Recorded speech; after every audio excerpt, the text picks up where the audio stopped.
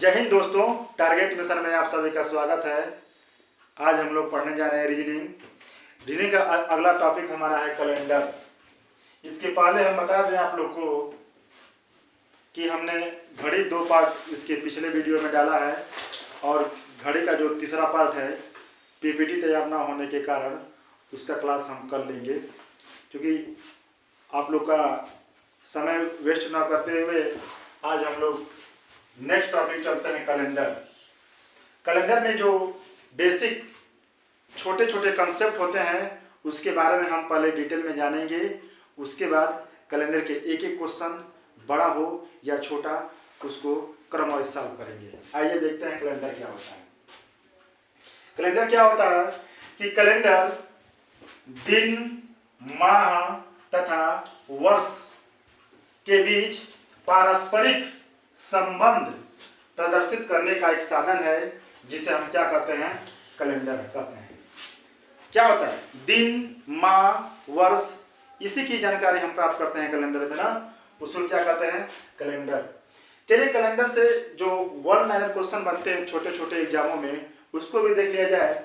देखिए, विश्व का सबसे प्रचलित कैलेंडर क्या है, ग्रिगोरियन कैलेंडर है। यह 22 अक्टूबर 1582 में 15 अक्टूबर 1582 में एक कैलेंडर बना था। इसके भी पहले बहुत सारे कैलेंडर आए, यहूदी कैलेंडर आया, विक्रम कैलेंडर आया, लेकिन ये जो ग्रिगोरियन कैलेंडर है यह सबसे अधिक प्रचलित हुआ और यह कैलेंडर भारत का राष्ट्रीय कैलेंडर घोषित किया गया। तो क्वेश्चन एग्जाम में ऐसे आ जाए कि भारत का राष्ट्रीय कैलेंडर का नाम बताइए, तो आप लोग जवाब देंगे ग्रिगोरियन कैलेंडर। और देखिए, भारत में कितने प्रकार के कैलेंडर आए, तो भारत में 4 प्रकार के कैलेंडर का पालन किया जाता है, जिसमें सबसे अधिक प्रचलित कौन है कैलेंडर, ग्रिगोरियन कैलेंडर। इसको ग्रिगोरी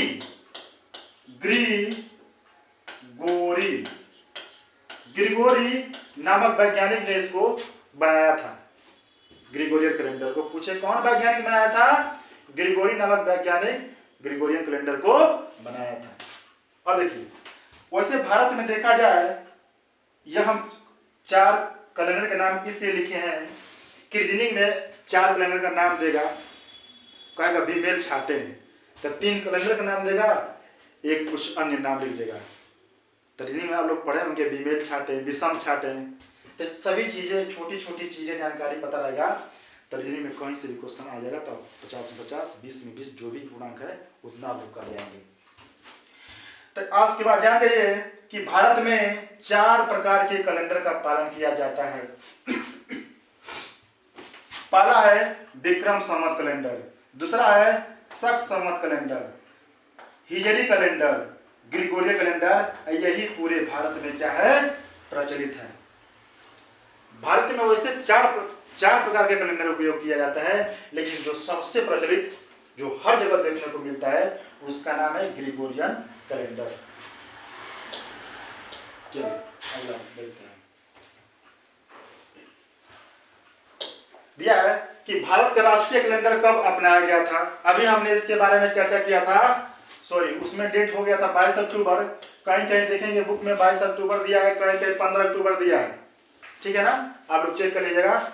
वैसे बुक से हमने लिया है, आरबीएम पांडे के बुक से 15 अक्टूबर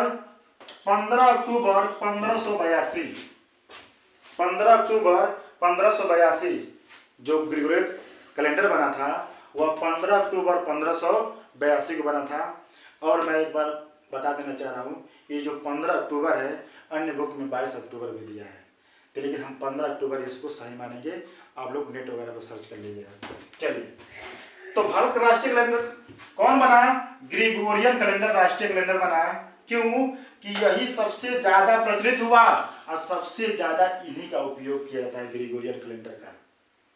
और भी जो 4-5 कैलेंडर है इनमें कुछ न कुछ रिसर्चर आते गए और उसमें कुछ न कुछ कमी बताते गए, लेकिन यह जो ग्रेगोरियन कैलेंडर है यह इसमें किसी भी प्रकार का गलतियां पाई नहीं गई और सबसे अधिक प्रयोग किया गया पूरे भारत में, इसलिए यह कैलेंडर बना भारत का राष्ट्रीय कैलेंडर। तो प्रश्न ऐसे आएगा कि भारत का राष्ट्रीय कैलेंडर का नाम बताइए, तो आप लोग का जवाब होगा ग्रेगोरियन कैलेंडर। कब बनाया गया था? तो 15 अक्टूबर 1582 ईस्वी में। यह तो बना 15 अक्टूबर 1582 ईस्वी में, लेकिन इसके भी पहले बहुत कैलेंडर थे। ये तो चौथे नंबर कैलेंडर था ना, इसके पहले विक्रम संवत कैलेंडर, हिजरी कैलेंडर, बहुत सारे कैलेंडर थे, लेकिन सबसे उपयोग में लाया गया तो ग्रेगोरियन कैलेंडर। यह चलते चलते इतना भारत में प्रसिद्ध हो गया कि इसको भारत का राष्ट्रीय कैलेंडर का दर्जा दिया गया। कब दिया गया? कब? ये तो बना था ना, इस समय बना था, लेकिन राष्ट्रीय कैलेंडर का दर्जा दिया गया था 22 मार्च 1957 ईस्वी को। यह डेट बहुत इंपॉर्टेंट है, याद कर लीजिएगा। यह बेसिक चीजें कैलेंडर के छोटे छोटे कंसेप्ट बताए जा रहे हैं। हम भी डायरेक्ट क्वेश्चन स्टार्ट कर दिए होते कि 15 मार्च 1957 को कौन सा दिन था, 15 अगस्त 1947 को कौन सा दिन था, लेकिन नहीं, हम लोग एक एक चीज थ्योरी जो होती है कैलेंडर की, छोटी छोटी बेसिक कंसेप्ट से हम लोग आगे की तरफ बढ़ेंगे। तो इसको आप लोग सभी पॉइंट नोट करते रहिएगा। क्वेश्चन छोटा सा क्वेश्चन है कि एक वर्ष में 365 दिन और 5 घंटे 48 मिनट और 47.5 सेकेंड होते हैं। वैसे भी आपको पता होगा जो पृथ्वी भी है सूर्य की परिक्रमा इतने ही दिन में करती है। जो हमारी पृथ्वी है सूर्य का चक्कर इतने ही दिन में लगाती है। चलते हैं अगले पॉइंट पे,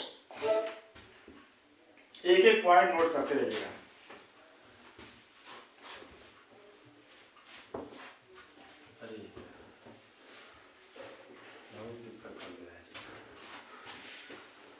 ध्यान दीजिएगा।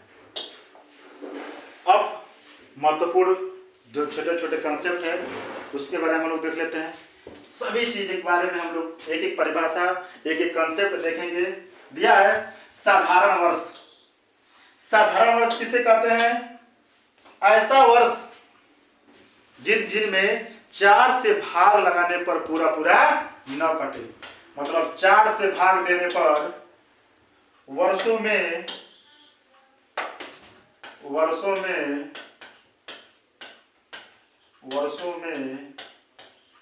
4 से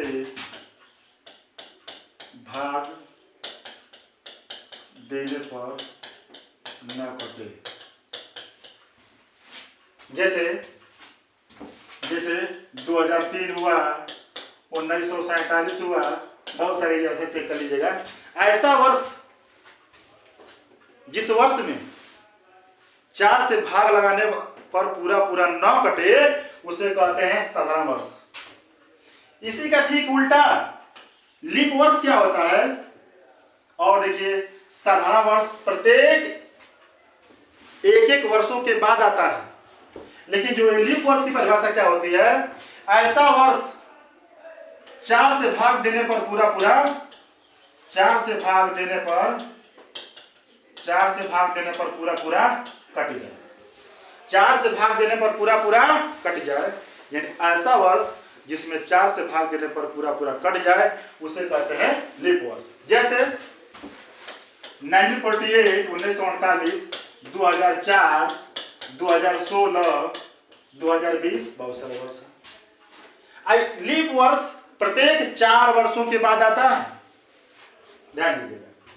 अब रहा साधारण शताब्दी वर्ष। यह क्या होता है? ऐसा शताब्दी वर्ष, और जान जाइए यह शताब्दी वर्ष 100 वर्षों के बाद आता है। यानी ऐसा शताब्दी वर्ष जो 400 से भाग लगाने पर पूरा पूरा न कटे उसे कहते हैं साधारण शताब्दी वर्ष। जैसे 1700, 1900,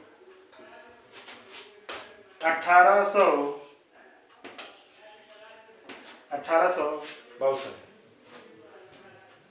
ऐसा शताब्दी वर्ष जिसमें 400 से भाग लगाने पर पूरा पूरा न कटे उसे क्या कहते हैं? साधारण शताब्दी वर्ष। लीप शताब्दी वर्ष किसे कहते हैं जी? ऐसा शताब्दी वर्ष जिसमें 400 से भाग लगाने पर पूरा कट जाए। जैसे 1600, 2000, बहुत सारे वर्ष हैं। यह 400 से पूरा कट जाएगा तो यह होगा लीप शताब्दी वर्ष। अगर 400 से पूरा न कटे तो यह शताब्दी वर्ष। ठीक है जी। अब और साधारण वर्ष क्या होता है? 4 से भाग देने पर पूरा न कटे। लीप वर्ष 4 से भाग देने पर पूरा कट जाए। और जहां शताब्दी जोड़ दिया हम भी शताब्दी का ले लेंगे। चलते हैं अगले पॉइंट पे।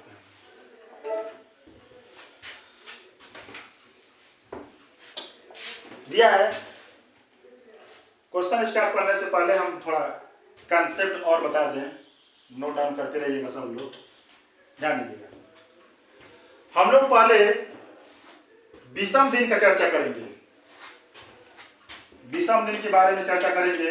विषम दिन समझ लीजिए तो विषम दिन और अतिरिक्त दिन। विषम दिन और अतिरिक्त दिन, ठीक है। इसके बारे में हम चर्चा करते हैं। इसको तब तक हटा दे रहे हैं, विषम दिन और अतिरिक्त दिन पढ़ने से पहले।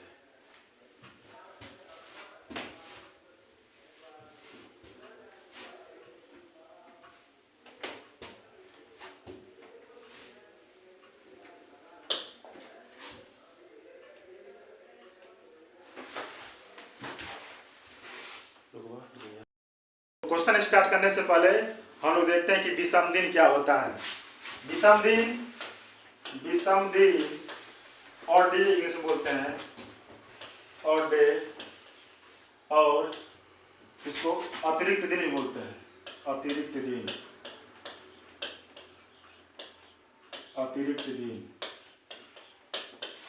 यानी विषम दिन को अतिरिक्त दिन भी बोलते हैं और डेज बोलते हैं। ठीक है ना जी। तो विषम दिन, ये जो पूरा कैलेंडर है, हम लोग 033, 035, 625, 035 बहुत सारे कोड हैं, लेकिन कोड से हमको नहीं चलना है। एकदम सिंपल में कैलेंडर बताया जाएगा। विषम दिन से ही पूरा कैलेंडर खत्म। छोटा छोटा कंसेप्ट समझते ये जो अगर हम विषम दिन समझेंगे, अगर विषम दिन समझ में आ गया तो कोई भी दिन बड़ा हो, 10 साल पहले, 100 साल पहले, कोई भी क्वेश्चन को हम एकदम छोटे तरीके से हल करेंगे और इसमें फार्मूला कोड याद करने की जरूरत नहीं है आप लोग को। चलिए हम देखते हैं विषम दिन क्या होता है। विषम दिन क्या होता है? विषम दिन, इसको बोलते हैं अतिरिक्त दिन। कुल दिनों की संख्या में 7 से भाग लगाने पर जो शेष बचता है उसी को कहते हैं अतिरिक्त दिन। जैसे कुल दिनों की संख्या,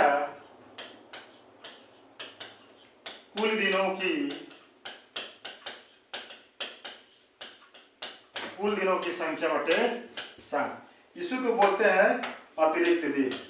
उसी क्या बोलते हैं? सॉरी, विषम दिन, अतिरिक्त दिन। यानी विषम दिन हमने क्या सीखा? पहले हमको कुल दिनों की संख्या मालूम होगा, अगर हम उसमें 7 से भाग लगाएंगे तो जितना हमारा शेष बचेगा उसी को कहेंगे विषम दिन। जैसे एक छोटा सा एग्जांपल ले रहा है, एग्जांपल क्या ले रहा है? अगर हम कहेंगे एग्जांपल में कि जनवरी माह में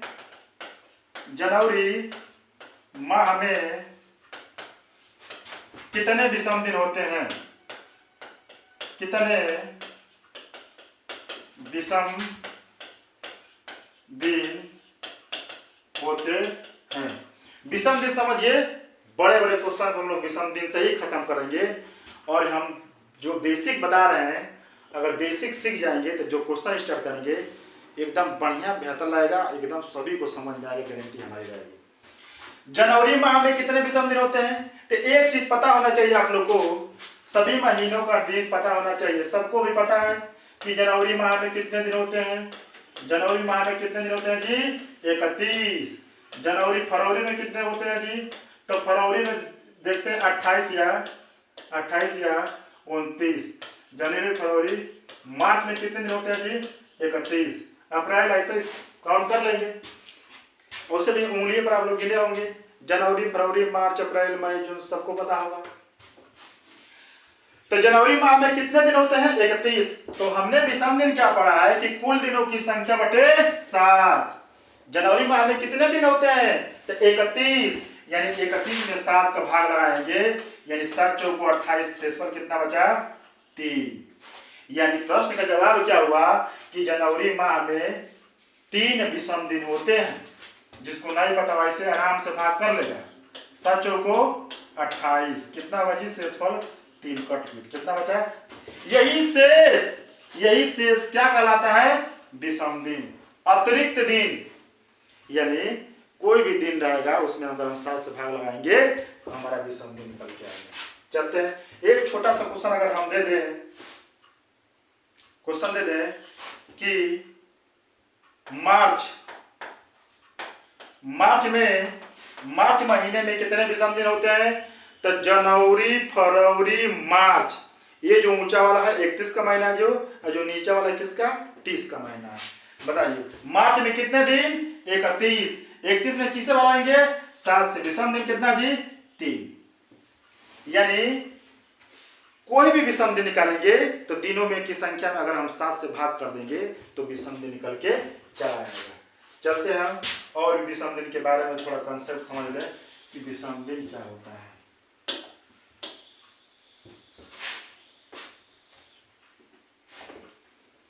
चलिए नोट पॉइंट डाउन करिएगा।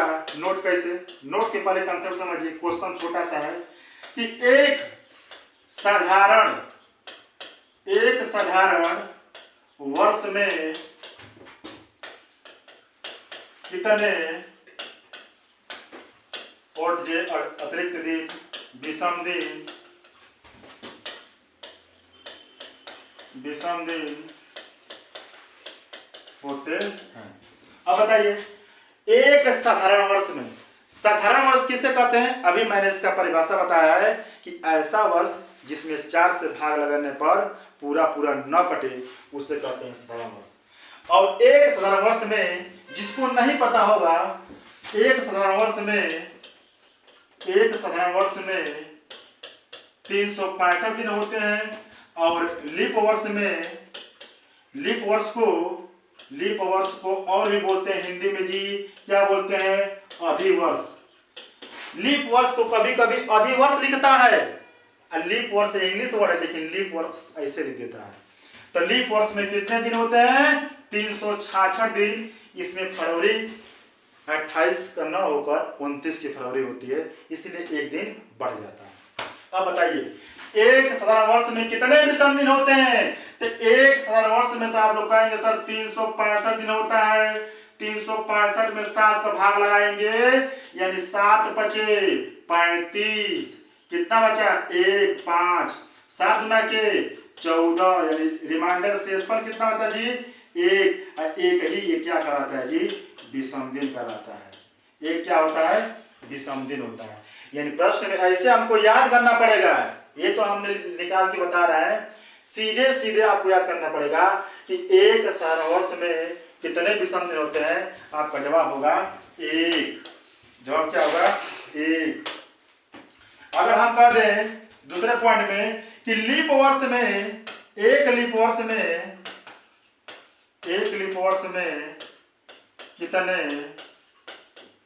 कितने विषम दिन होते हैं?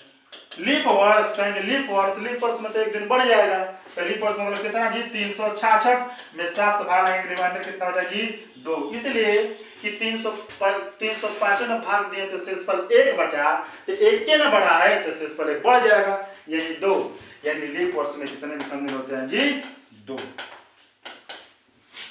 यानी इसी को आप लोग नोट डाउन कर लीजिएगा। नोट करके नोट में क्या लिख दीजिएगा? नोट में हम बोल रहे हैं आप लोग को, नोट में क्या करिएगा कि एक साधारण वर्ष में 365 दिन होते हैं और एक विषम दिन होता है। क्या हमने सीखा? यही से कंसेप्ट हमने नोट में क्या सीखा? एक साधारण वर्ष में 365 दिन और एक विषम दिन होता है। और दूसरा पॉइंट में क्या लिखेंगे कि एक लीप वर्ष में 366 दिन और 2 विषम दिन होता है। ये आप लोग नोट डाउन कर लीजिएगा। चलते हैं हम।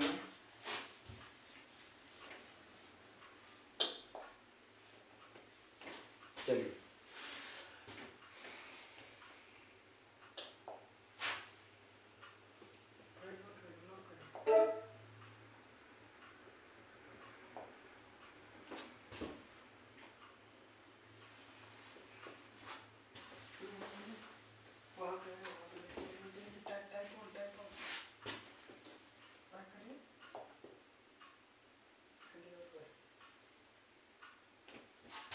से।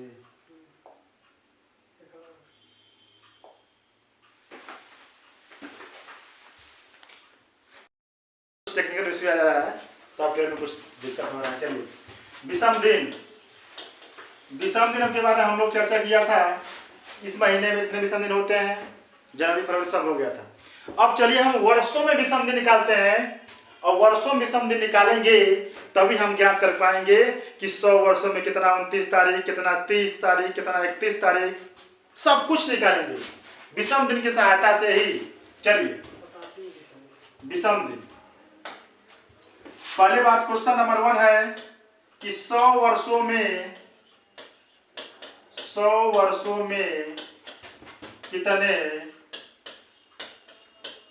कितने विषम दिन होते हैं?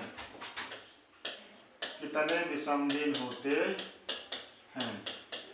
चलिए, 100 वर्षों में कितने विषम दिन होते हैं? अगर जवाब आ गया है, प्रश्न में आया हुआ है, एसएससी में यह प्रश्न पूछ चुका है कि 100 वर्षों में कितने विषम दिन होते हैं, 100 वर्षों में कितने लीप वर्ष होते हैं, 100 वर्षों में कितने 29 तारीख होते हैं, 100 वर्षों में कितने 30 तारीख होते हैं, 100 वर्षों में कितने 31 तारीख, सभी प्रश्न आए हुए हैं। तो आज के बाद आप लोग गलत नहीं करेंगे, कोई भी एग्जाम में परीक्षा क्वेश्चन आ जाए तो। चलिए, 100 वर्षों में कितने विषम दिन होते हैं? अच्छा ये बताइए कि 100 वर्षों में इसमें लीप वर्ष भी आया होगा, शताब्दी वर्ष आया होगा, क्योंकि वर्ष 2 प्रकार का होता है। वर्ष कितने प्रकार का होता है? 2। तो 100 वर्षों में लीप वर्ष और साधारण वर्ष दोनों आए होंगे। क्यों? कि साधारण वर्ष हर एक साल बाद आता है और लीप वर्ष हर 4 साल के बाद होता है। यानी 2 प्रकार का वर्ष आया होगा, एक आया होगा लीप वर्ष और एक आया होगा सिंपल वर्ष, साधारण वर्ष। अब बताइए, अभी अभी आपने सीखा है कि लीप वर्ष साधारण वर्ष में विषम दिन कितने होते हैं? बता दीजिए। लीप वर्ष विषम दिन 1 और लीप वर्ष विषम दिन कितना? 2 और साधारण वर्ष विषम दिन कितना? 1। अब बताइए, लीप वर्ष कितने वर्षों के बाद आता है? कहेंगे सर लीप वर्ष तो 4 वर्षों के बाद आता है। तो क्यों नहीं, जो 100 वर्ष की बात किया है तो 100 में हम 4 का भाग लगाएंगे, तो 4 का भाग लगाएंगे कितना होगा? आप कहेंगे 25 बार कट गया। लेकिन 100 वर्षों में 25 लीप वर्ष जवाब नहीं देखेंगे। क्यों? कि एक नोट डाउन पॉइंट कर लीजिएगा, आप लोग सब लोग, कि जो शताब्दी वर्ष होता है, शताब्दी वर्ष जो होता है हर 100 साल बाद आता है। शताब्दी वर्ष होता है हर 100 साल बाद आता है, और शताब्दी वर्ष को लीप वर्ष में गणना नहीं करते हैं। नोट कर लीजिएगा, क्योंकि पीपीटी तैयार नहीं है तो लिख दिए होते, लिखने में समय लगेगा। शताब्दी वर्ष हर 100 साल के बाद आता है, और शताब्दी वर्ष को लीप वर्ष में काउंटिंग गणना नहीं करते हैं। लीप वर्ष को हम सिंपल साधारण वर्ष, जो शताब्दी वर्ष है, इसको हम साधारण वर्ष में ही गणना करते हैं। जैसे अब बताइए, 100 साल के बाद जो 100वां वर्ष आएगा तो वह क्या होगा? शताब्दी वर्ष होगा, क्योंकि शताब्दी वर्ष 100 वर्षों के बाद आता है। तो एक कम इसमें कर देंगे तो लीप वर्ष की संख्या कितनी हो जाएगी? 24। लीप वर्ष की संख्या कितनी हो जाएगी? 24। तो 100 में से 24 कम कितना? यानी कहेंगे कि 76। यानी जो 76 होगा यह होगा साधारण वर्ष, और 24 क्या होगा? लीप वर्ष। यहीं से 2 प्रश्न तैयार हो गए हैं। प्रश्न ऐसे पूछा जाएगा कि 100 वर्षों में लीप वर्ष की संख्या कितनी होती है? आप लोग जवाब देंगे 24। 100 वर्षों में साधारण वर्ष कितने होते हैं? जवाब देंगे 76। ये चीज दिखाना आप लोग को बहुत जरूरी था, नहीं तो हम बताए थे कि लीप वर्ष 4 वर्षों के बाद आता है, तो जितना भी वर्ष आएगा आप लोग 4 से भाग कर देंगे, जवाब गलत हो जाएगा। इसलिए ये भी सब कुछ क्लियर करना है। शताब्दी वर्ष 100 वर्षों के बाद आता है, और लीप शताब्दी वर्ष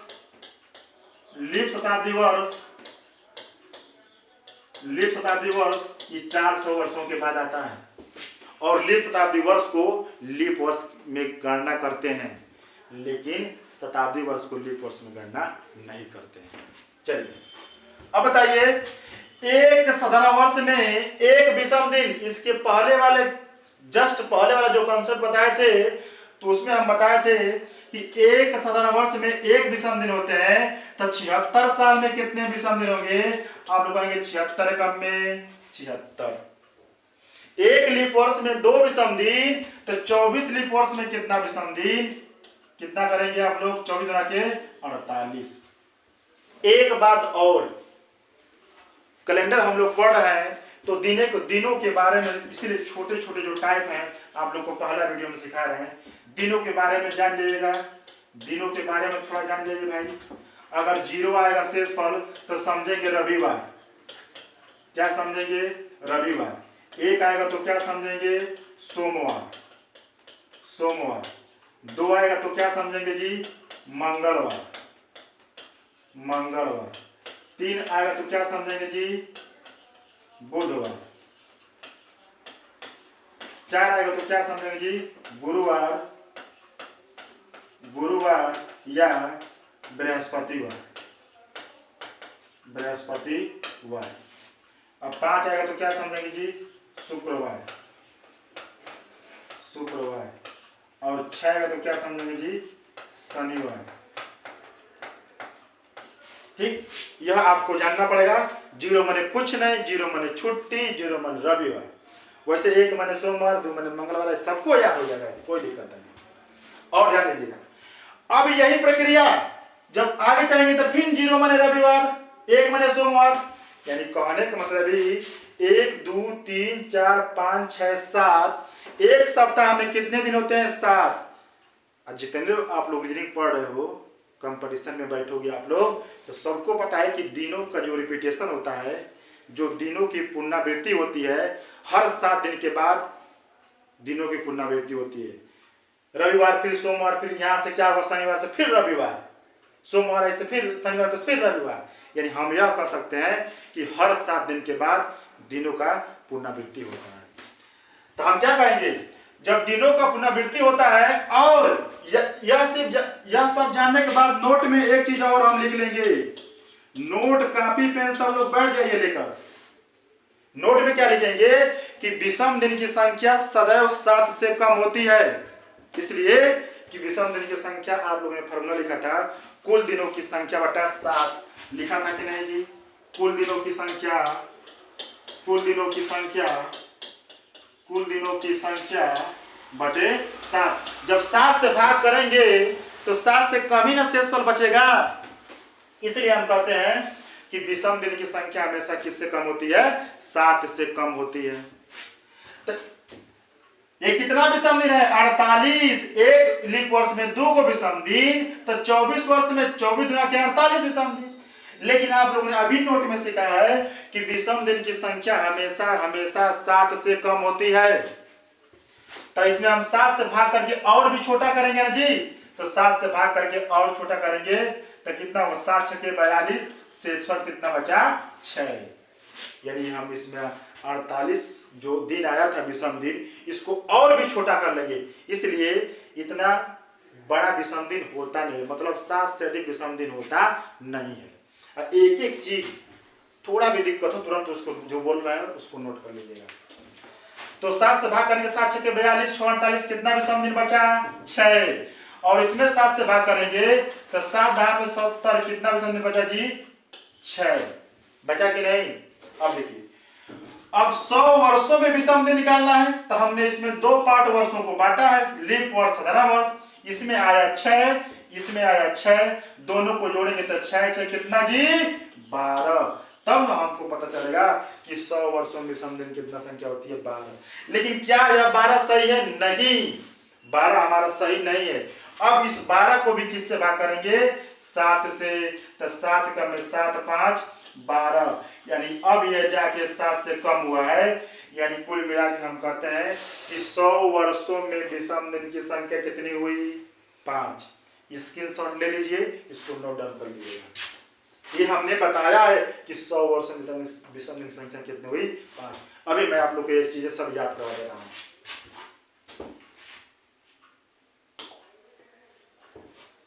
चलिए कैसे याद कराना है, नोट डाउन। 100 वर्षों में विषम दिन, 100 वर्षों में विषम दिन सीखे हैं कितना जी, अभी 5 सीखे हैं। 5 कैसे सब दिखाया गया। पॉइंट नंबर 2, अगर हम पूछेगा कि 200 वर्षों में, सभी प्रश्न आए हुए हैं, 2 वर्षों में विषम दिन कितने होते हैं जी, तो 2 वर्षों में विषम दिन कितने होते हैं। अब बताइए 100 वर्षों में 5, तो 200 वर्षों में कितना, 10। क्या यह 10 सही है? नहीं। नोट में अभी आप लोगों को सिखाए हैं कि विषम दिन की संख्या हमेशा 7 से कम होती है। जहां भी 7 से अधिक माना जाए उसमें हम किससे भाग करेंगे, 7 से, यानी कितना हुआ, 3।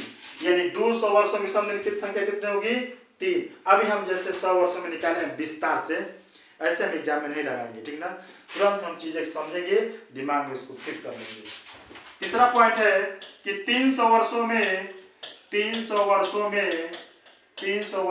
विषम दिन, तो 300 वर्षों में विषम दिन क्या होगा, तो 300 वर्षों में विषम दिन क्या होगा जी, आप कहेंगे 300 वर्षों में, 100 वर्षों में 5, तो 300 वर्षों में 15, लेकिन 15 किससे अधिक है, 7 से, यानी 7 गुना के 14 कितना हुआ, 1।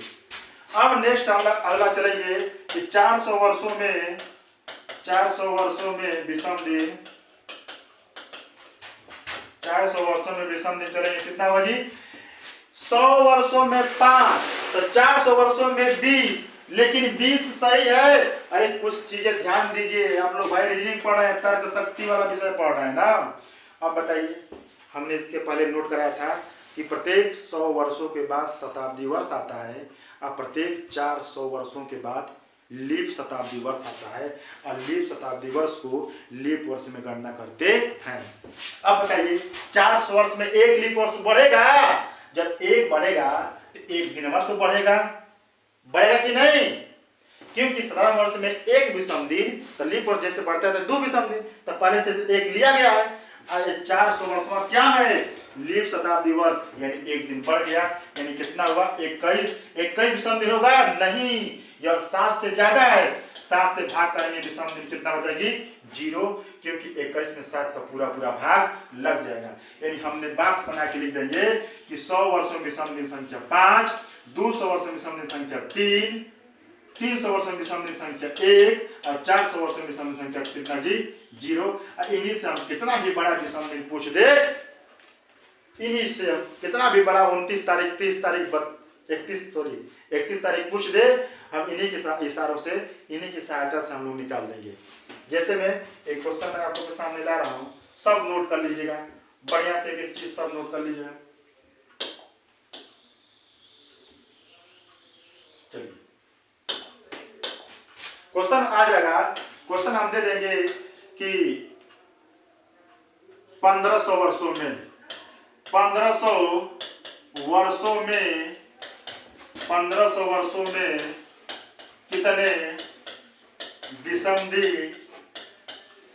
कितने विषम दिन क्वेश्चन मार्क होते हैं।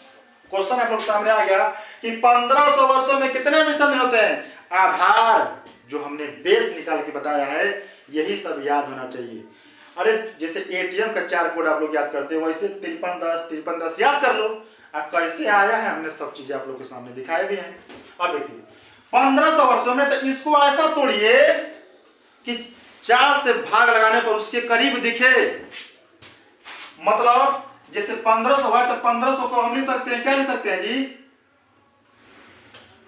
1200 प्लस 300 लिख सकते हैं कि नहीं। जब भी 400 से बड़ा, 400 वर्ष, 500 वर्ष, 600 वर्ष, 1000 वर्ष, 2000, 1500, 1700 कोई भी वर्ष दे, तो पहले हम इसमें भाग करेंगे 400 से, 4 से नहीं, 4 से भाग करेंगे, तो कुल मिला के इसको हम 400 से भाग करके इसे 1200 और 300 ऐसा 2 पार्ट में इसको तोड़ेंगे। इधर 4 से डिवाइड वाला मिले, इधर डिवाइड वाला ना मिले, कोई दिक्कत नहीं। दोनों को जोड़ने में कितना हो जाए, 1500। इसलिए देखिए 400 वर्ष में विषम दिन 0, तो 800 वर्ष में विषम दिन कितना करेंगे 0, और 1200 वर्ष में विषम दिन कितना करेंगे 0, और 1600 में विषम दिन कितना करेंगे 0, और 2000 में विषम दिन कितना करेंगे जी, इसमें 1 होगा। यही तो समझने वाली बात है कि 2000 यह क्या है, लीप शताब्दी वर्ष है। चलिए 2000 के बारे में अभी हम पहले समझा रहे हैं, पहले इस यहां तक बताया मुझे। 2000 में विषम दिन हम क्या करेंगे, इसमें भी क्या करेंगे 0 ही करेंगे, लीप शताब्दी वर्ष है, ये भी सब 400 कटेगा तो वो भी कटेगा, इसके बारे में हम अभी समझाएंगे। चलिए 1500 वर्षों में कितने विषम दिन होते हैं, अब बताइए। तो 1500 किसके करीब है, अब हमको पता है कि 800 में, 1200 में, 1600 में, 2000 में, 800 में सभी विषम दिन 0 होते हैं, तो उतना प्लस 1500 कर दें, 1500 400 से करीब है ना जी, तो हम कहेंगे सर 1200 तो 300 1500 हो जाएगा, बिल्कुल सही जवाब है। तो 1200 में विषम दिन कितना 0, और 300 में वर्ष विषम दिन तुरंत निकाले 1, 1 0 1, इसका जवाब तुरंत सेकंड में देंगे कि 1 होगा। समय लगा, कुछ भी नहीं समय लगा, जैसे जैसे हम कंसेप्ट अपने दिमाग में भरते जाएंगे क्वेश्चन का स्तर उतना ही घटता जाएगा। क्वेश्चन अभी आप लोग को दे देंगे हम कि 1700 वर्षों में 1700 वर्षों में विषम दिन 1700 वर्षों में विषम दिन कितना होता है। 1700 आप कहेंगे जी तो सर 1600 प्लस 100 लिख सकते हैं, बिल्कुल लिख सकते हैं। 1600 विषम दिन 0 और 100 वर्षों विषम दिन 5, यानी आंसर कितना हो गया 5। 0 में 5 जोड़े कितना हो जाएगा जी 5। इस प्रकार के कितना भी बड़ा वर्ष पूछ दे आप लोग विषम दिन 0 निकाल दोगे। जैसे क्वेश्चन तुरंत आंसर बताइए आप लोग। क्वेश्चन है कि 1800 वर्षों में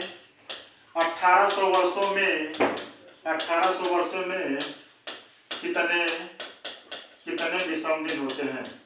1800 वर्षों में कितने दिन होता है, तुरंत करेंगे 1800 सर इसको कर दीजिए, आप क्या कर दीजिए 1600 कर दीजिए आप प्लस 200 कर दीजिए, क्या कि 400 वर्ष से डिवाइड वाला करेंगे तो उससे विषम दिन 0 ऑटोमेटिक होना है। तो क्या होगा जी 1600 वर्ष में 0 और 200 वर्ष में विषम दिन कितना निकाले हैं आप 3, तुरंत आंसर समय लगा, कुछ भी नहीं समय लगा। ऐसे एक क्वेश्चन और लास्ट क्वेश्चन दे रहा है कि 900 वर्षों में कितने विषम दिन होते हैं। तो 900 वर्षों में कितने विषम दिन होते हैं, तो 900 वर्षों में कहेंगे कि 800 प्लस 1, 800 प्लस 1 कितना होगा जी 800 वर्षों में विषम दिन कितना होगा जी 100 और 100 वर्षों में विषम दिन कितना जी 5, यानी 0 में 5 जोड़ेंगे कितना जी 5। इस प्रकार के कोई भी अगर वर्ष हो तो हम विषम दिन उसमें आसानी से निकाल लेते हैं। ठीक है, ये सभी चीजें कंसेप्ट आया, अगर कंसेप्ट समझ में आया होगा वीडियो को एकदम लाइक और सब्सक्राइब तुरंत कर दीजिएगा। चलते हैं, अब आज 12 दिन है, कुछ क्वेश्चन का टाइप आप लोग के सामने ला दें। अब हम लोग बेसिक कैलेंडर के बारे में बहुत कुछ पढ़ चुके हैं, आज थोड़ा सा एक टाइप क्वेश्चन पढ़ लिया जाए, जो अगला वीडियो आएगा फिर बेसिक सब ट्रिक, और समझिए कि एक विधि आप लोग को देंगे विषम दिन से पूरा कैलेंडर खत्म। चलिए क्वेश्चन टाइप फर्स्ट है जी, किसी महीने की 3 तारीख को मंगलवार है तो उस महीने की 29 तारीख को एक महीने की बात करें तुरंत अंतर निकाल देंगे। ट्रिक है, अंतर निकालिए कितना होगा, तो 26 और 26 में 7 का भागा इस पर कितना होगा जी 5, और 5 क्या करना है कि जो दिन दिया रहेगा पहले का दिन देकर आगे का दिन पूछे तो पहले वाला दिन में 5 बढ़ा दीजिए, मंगलवार प्लस 5 कितना होगा जी रविवार, कितना होगा रविवार, क्योंकि मंगलवार मैंने 2 अभी सीखा है आप लोग, 0 मैंने रविवार, 1 मैंने सोमवार, 2 मैंने मंगलवार, अब मंगलवार में 5 जोड़ेंगे 7, और 7 मैंने कुछ भी नहीं, 7 मैंने कुछ भी नहीं, 7 जहां आ जाए तो 7 आएगा तो विषम दिन 7 नहीं ना मानेंगे, 0 मानेंगे, 0 माने रविवार। चलिए हम इसको काउंट करके हाथ जैसे काउंट कर बता सकते हैं कि गिन के कैसे बताएंगे, फार्मूला नहीं है, 1 महीने की बात है, हम उंगलियों पर इसको भी गिन सकते हैं। जैसे समझिएगा 3 तारीख को क्या दिया है मंगलवार, जब 3 तारीख को मंगलवार, तो अभी अभी आप लोग को एक कंसेप्ट हमने बताया है कि दिनों की संख्या हमेशा 7 दिन के बाद होती है। तो 3 तारीख को मंगलवार, तो 10 तारीख को मंगलवार, फिर 10 7 17 को मंगलवार, 17 7 24 को मंगलवार, पढ़ा कि नहीं। और जब 24 को मंगलवार पढ़ा तो 24 7 31 को क्या पड़ेगा? मंगलवार। जब 31 को मंगलवार पड़ेगा तो हमको कहां तक जाना है? 29। तो मंगलवार में से 1 कम करेंगे 30 और 30 तारीख को सोमवार, 30 तारीख को सोमवार, 30 में से 1 कम करेंगे 29 और सोमवार में से 1 कम करेंगे तो क्या होगा? रविवार। चाहे तो हम मूल्यों को गिन के भी बता सकते हैं। समझ में आया कि नहीं? लेकिन ऐसे जब भी दिन दे तुरंत अंतर निकालिए, 7 से भाग लगाइए, जो विषम दिन बचा पहले का दिन देकर आगे का पूछे तो जोड़ दीजिए, और आगे का दिन देकर पहले का पूछे तो घटा दीजिएगा। सॉरी, पहले का दिन देकर आगे का दिन पूछे तो घटा दीजिएगा। जैसे क्वेश्चन में अभी आप लोग को सामने और लिखा है।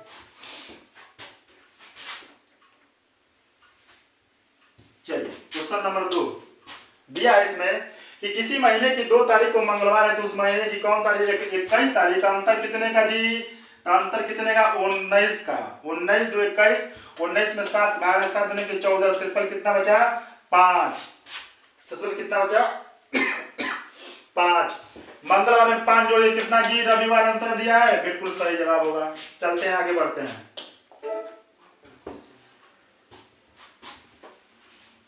अगला क्वेश्चन है कि किसी महीने की 25 तारीख को उल्टा दे दिया है। 25 तारीख और 1 तारीख में अंतर कितना का जी? तो 25 और 1 में अंतर कितने का आप लोग कहेंगे? 25 में 1 में अंतर कितने का? 24। 24 में किससे भाग लाएंगे? 7। 7 3 21। 21 मतलब शेषफल कितना बचेगा? 3। अब देखिए बाद का तारीख दे दिया है और पहले का पूछ रहा है। उल्टा दिया है ना जी। जब बाद का देखिए पहले पूछे तो एक चीज हम घटाएंगे, तो सोमवार में 3 घटाएंगे, तो सोमवार में 3 घटाएंगे तो सोमवार में 3 सब लोग घटा दोगे, कितना होगा जी? सोमवार के पहले रविवार होगा, रविवार के पहले शनिवार, और शनिवार के पहले क्या होगा जी? शुक्रवार। ऑप्शन दिया है डी, बिल्कुल सही जवाब हो जाएगा। चलते हैं। चलिए बस यहीं तक। आज हमारा कैलेंडर का एकदम बेसिक जो छोटे छोटे कंसेप्ट बताए थे, अगला जो हमारा कैलेंडर होगा वो सीधे पीपीटी के माध्यम से। आज पीपीटी तैयार न होने के कारण हमको लिखना पड़ा। जो कैलेंडर में अगर मेरा वीडियो कैलेंडर का देखेंगे तो एक एक कंसेप्ट के साथ आप लोगों को क्वेश्चन एकदम छोटे से छोटे तरीके से देंगे। परीक्षाओं में आप लोग कम से कम समय में सॉल्व करें। धन्यवाद।